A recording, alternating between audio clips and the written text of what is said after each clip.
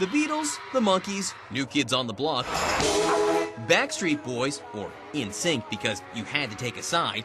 Every generation has a much too adorable set of collectible young men who seem to turn young ladies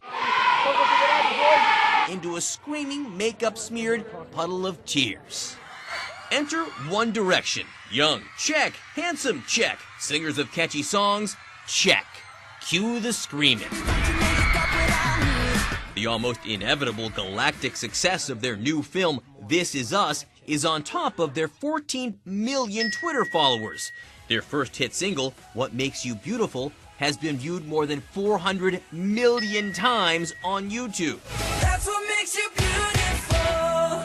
Sure, they can sing and just look at those smiles, but plenty of acts fit that bill. What makes boy bands like One Direction so beloved is more about brains than beauty. Not their brains, but theirs. The teens who adore them.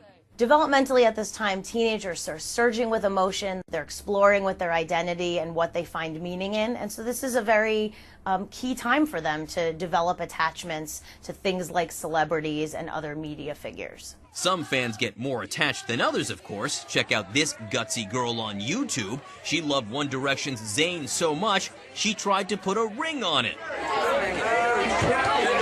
But she isn't crazy. She may have actually thought he would say yes. Promoters are directly speaking to these kids and really drawing them in. And I think that adolescents and younger kids don't really understand that fully. They feel that these artists are directly speaking to them, and they really do that through things like Twitter feeds and Instagram, and that's why we need parents to sit with kids and help them understand the reality. But it's not just that teens are vulnerable because their hormones are raging. If that were the case, teen boys would be going berserk at Taylor Swift shows too. Fandango points out that 98% of the One Direction advance tickets were bought by girls. I don't know that there would be the same acceptability in school and amongst peers if boys were standing outside hotels waiting for these artists to come out. And the girls often text each other and they sort of feed off each other's interests in a way that's very different than how boys interact.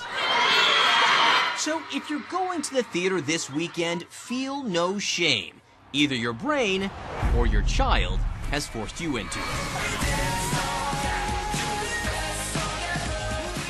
John Berman, CNN, Washington.